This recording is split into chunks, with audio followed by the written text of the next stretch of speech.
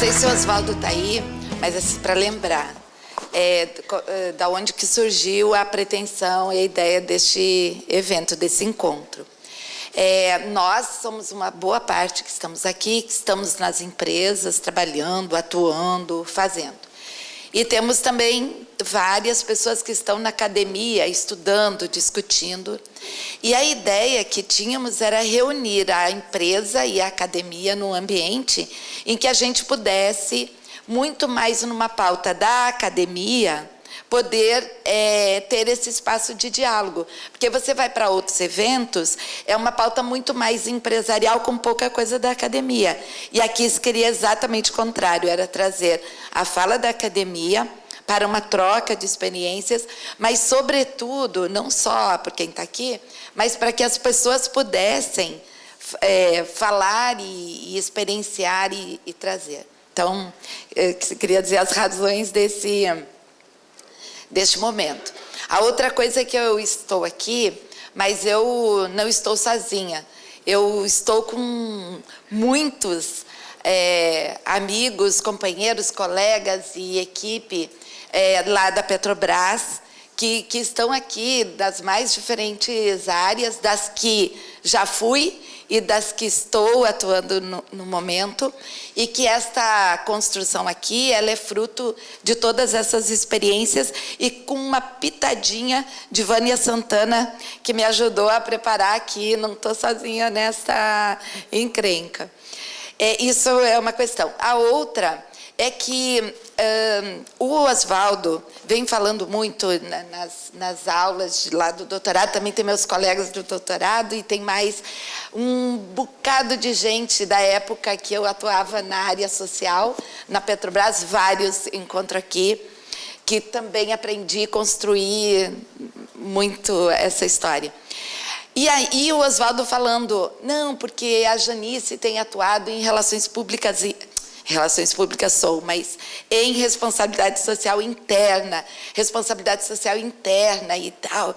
E aí eu comecei a ler essa nova discussão da responsabilidade social agora no âmbito interno, e eu não conseguia entender isso muito bem, até que outro dia fui participar de um encontro do ciclo de palestras lá em Belém, do programa Pro Equidade de Gênero. E eu fui fazer o meu check-in, colocar mala e tal no check-in, e aí apresentei o cartãozinho das milhagens para a menina lá. E aí ela pegou e tal, e disse assim, Dona Janice, a sua categoria foi reduzida. A senhora era ouro, agora a senhora é prata. Aí eu pensei, o Oswaldo tem razão, porque no elevador de Dizzy não tem milhagem. Então, agora que a gente não está mais para fora, a gente está fazendo milhas no elevador, num setor, no outro setor. E é assim que esse processo da responsabilidade social no âmbito interno da companhia se dá, fazendo milhas nos elevadores, conversando, dialogando e construindo coletivamente. E aí, a minha fala aqui, que eu vou me apoiar um pouco pelos escritos, fala um pouco da experiência do programa Pro Equidade e da própria questão da diversidade na Petrobras. É uma fala rápida, porque o debate é o que é mais importante sobre isso, né? Então, a Manuela vem falando dessa questão da participação das mulheres no mercado de trabalho, e quando nós estamos, as mulheres trabalhadoras neste mercado, a gente começa a enfrentar e enfrenta as várias tensões na tentativa de conciliar os mundos, o mundo do trabalho, o mundo da família, o mundo social. E a Petrobras, ela tem reforçado a preocupação e o cuidado com as trabalhadoras, buscando garantir igualdade de oportunidades e atendimento às diferenças, como representa, por exemplo, o período de aleitamento materno. Nos últimos 18 meses, cerca de 600 empregadas solicitaram licença maternidade. Esse indicador das mulheres que acabaram de ser mãe, movimentou a gestão para a construção das salas de apoio à amamentação, garantindo tanto o estabelecimento de padrões específicos de construção e ambientação, como destinação de espaços específicos nos projetos de engenharia e dos novos empreendimentos. Essas ações, elas buscam assegurar às mulheres condições mais adequadas para o desenvolvimento de suas atividades profissionais e têm encontrado recentemente a sua contrapartida junto aos empregados homens. Cito aqui, então, um outro exemplo. Na Petrobras, 84% dos trabalhadores são homens, e entre estes, muitos serão pais. Somente no período de janeiro a junho deste ano, 538 empregados passaram pela experiência de ser pai e recorrem à licença paternidade, que foi recentemente ampliada. Eram 5, são 10, e nós ainda pleitearemos crescimento nesse tempo. Essa iniciativa de ampliar esse período de paternidade responde a demandas dos homens por maior participação na criação dos filhos e tem encontrado ressonância, tanto em processos de gestão de pessoas, quanto nas demandas sindicais e da própria sociedade civil. Outro avanço na proteção da infância e na conciliação entre vida profissional e familiar vem das mudanças destinadas a famílias adotantes. A nova legislação brasileira, plenamente acatada pela Petrobras, busca proteger a integração entre pais e filhos, acima de tudo. Por isso, o homem adotante tem direito ao mesmo período de licença que a mulher adotante. Nos casos de adoção conjunta, a licença é concedida a apenas um dos responsáveis, mas o período do pai adotante, ele é o mesmo da mãe. Outro exemplo de ação pró-equidade de gênero na empresa foi a equiparação dos reembolsos do auxílio creche. Era diferente o valor do auxílio creche para a mulher e para o homem. Do homem era menor. E, segundo as novas regras estabelecidas neste ano, os empregados homens passaram a ter o mesmo valor de reembolso recebido pelas mulheres. Esse tipo de cobertura é particularmente importante aos casais nos quais as mulheres, embora exercendo uma atividade profissional, não dispõem desse benefício onde trabalha. E mesmo aquelas que não trabalham, porque as mães que estão em casa, elas têm o direito de garantir ao seu filho uma creche para que ele possa desenvolver outras habilidades e que ela tenha direito a usar o seu tempo com as coisas que lhe diz respeito, ainda que ela não esteja inserida no mercado de trabalho. Em agosto deste ano, 1.239 pais dispunham desse reembolso na empresa. Nós compreendemos que essas medidas têm a ver com a abordagem da corresponsabilidade, uma nova forma de estar em família. A sociedade tem discutido a questão de gênero e dos papéis específicos que são tradicionalmente atribuídos a pai e mãe. A crescente participação das mulheres no mercado de trabalho e as transformações familiares têm influenciado de forma decisiva a relação entre o trabalho e a vida familiar. Como bem afirma a Organização Internacional do Trabalho, os trabalhadores, e particularmente as trabalhadoras, enfrentam hoje enormes tensões na tentativa de conciliar esses dois mundos. Estas tensões significam enormes custos para as pessoas e para a sociedade como um todo. E superar essas tensões demanda a colaboração de distintos atores sociais e um enfoque integrado de políticas pautadas na conciliação entre trabalho e família e na corresponsabilidade social dirigidos a homens e mulheres trabalhadores. A conciliação entre vida laboral e familiar não é um problema apenas das mulheres, mas sim da sociedade como um todo. Outro dia nós estávamos fazendo uma discussão na empresa sobre os desafios que as empresas têm de ter mulheres em função de chefia. E aí falando que o desafio é capacitar mulheres, atrair mulheres, reter as mulheres para as funções de chefia. E aí a gente fazia uma reflexão de que, na verdade, não é essa discussão que tem que ser feita no âmbito das organizações. É como que você tem equidade de vida familiar para homens e mulheres. Porque uma mulher, ela não precisa abandonar a sua família para ser um gerente de uma empresa, tal como o homem não precisa abandonar sua família para isso. Mas já está taxado que o homem cuida do trabalho e a mulher cuida da família. Então, a mulher galgar esses espaços tem esses desafios, e para os homens já está posto que esta é a função dele, trabalhar e deixar que a família... Então, quando nós estamos discutindo um programa de equidade, nós estamos discutindo uma questão de equidade para homens e mulheres. Hoje, as empresas enfrentam muitas questões da tal geração Y, cujas questões trazidas por homens e mulheres dessa geração valoriza muito mais a equidade entre a vida pessoal, a vida familiar e a vida do trabalho do que qualquer outra.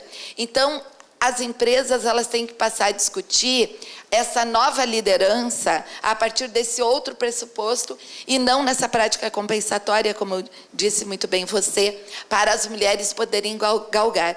Então, aqui a gente chama uma reflexão para uma outra posição, uma outra questão da empresa em relação às mulheres e homens. Continuando aqui.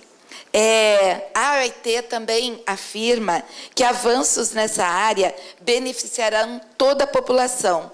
Na abordagem dessas questões, devem ser atendidas necessidades e interesses de pessoas, famílias, trabalhadores e trabalhadoras das empresas e do Estado. E, simultaneamente, devem... Opa, perdi aqui o negócio.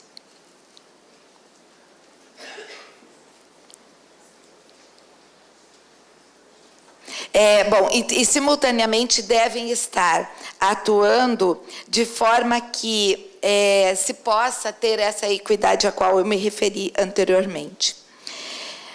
Nessa perspectiva, nós estamos buscando tratar alguns aspectos relacionados à equidade de gênero e raça na Petrobras, para abandonar a ideia de que apenas as mulheres devem se preocupar com a conciliação entre o trabalho produtivo e as responsabilidades familiares. Porém, isso significa um outro papel de nós próprias, enquanto mulheres, pensando nessa perspectiva. Eu estava aqui antes, na primeira mesa, sentadinha, e aí o meu telefone soou, ele estava no silencioso, e eu olhei e tinha 4 ligações da minha casa. Pensei, caramba, 4 ligações da minha casa. Eu tenho uma mãe de 94 anos que não estava muito bem ontem, e a minha filha chegou, ela é bióloga, trabalha no Acre, e veio fazer uma experiência no Rio de Janeiro com 3 agricultores acrianos, e foram lá para minha casa. E aí, 4 ligações de casa, eu pensei, gente, será que aconteceu alguma coisa com a minha mãe? Aí saí, caminhando pelo meio de todo mundo, me batendo no meio das cadeiras para ir lá no corredor. Ligo para casa, é a Giza, que trabalha conosco, é empregada doméstica. Giza, o que foi? Dona Janice, é que eu não sabia que a Joana e os amigos dela iriam almoçar. Sim, então. É que eu tinha separado uma carne de fígado para fazer para o almoço. Mas a carne não é suficiente. Sim, então. Bom, aí eu liguei para a senhora e não consegui falar. Então, eu fui lá no freezer e peguei um peixe. Deu resolvido? Não, porque o peixe não estava muito bom. Então, sim, e aí? Não, aí eu abandonei o peixe e peguei carne. a outra carne que estava no freezer. Eu disse, e aí, está resolvido? Sim, agora está resolvido. Mas por que você me ligou? Ah, porque antes eu não sabia o que fazer, então eu liguei para a senhora. Essas questões que são do nosso dia a dia, então eu estou aqui sentada ouvindo não sei o quê, toca o telefone e vai lá, e aí vê o negócio da carne, blá, blá, blá, são as questões que nós temos que tratar nesse nosso dia e que está posto que ela, ao ligar para mim, ela liga para mim e não liga para o meu marido, não liga, né, não resolve de outra maneira. Então, são questões que nós temos que considerar também na nossa prática e de como é que a gente discorre, como é que a gente trata sobre isso. Essa noção de paternidade, de maternidade, de sacrifício, de onipresença e de estar na empresa atuando em diversas questões. Você tem que dar conta de ler o conteúdo, você tem que dar conta de administrar a equipe, você tem que dar conta de fazer orçamento, você tem que dar conta disso, você tem que dar conta daquilo. Entra para nós, mulheres, num lugar que não é aquele que deve ser ocupado. E nós também temos que aprender a fazer essa releitura da nossa própria atuação, para que a gente possa, de fato, ter uma vida equânime de trabalho e vida familiar e tal, para homens e mulheres. O programa, ele vem trabalhando nessas questões, ele vem para além dele na questão da diversidade, do reconhecimento de casais, né, homoafetivos pelo plano de saúde da companhia AMS. Hoje, com a discussão das cotas de pró-equidade, cotas raciais, né? E eu queria apenas usar um minutinho que me resta para pegar um outro material aqui, que eu sou agraciada e sou casada com um homem que é praticante budista. E nas leituras dele, eu roubei uma coisinha para trazer para aqui hoje, que fala de Nichiren Daishonin, que é um Buda, e que ele dizia que a natureza maligna do poder autoritário quer obrigar todos a serem iguais. Essa tirania dominou a religião e o governo na época de Daishonin, quando ele fez a revolução, causando grande sofrimento à população por ser uma ação contrária aos direitos humanos que negava o potencial infinito de cada pessoa. A natureza maligna do poder é a raiz de todo o mal e de todo o sofrimento humano, porque essa é a única força que impede as pessoas de manifestarem o seu potencial iluminado. Em termos modernos, Daishonin era um defensor dos direitos humanos, e sua visão não se limitava ao direito à vida e, assim, ao direito a uma vida feliz. O direito à vida reflete a igualdade, e o direito à vida feliz integra a igualdade com a diversidade. Obrigada.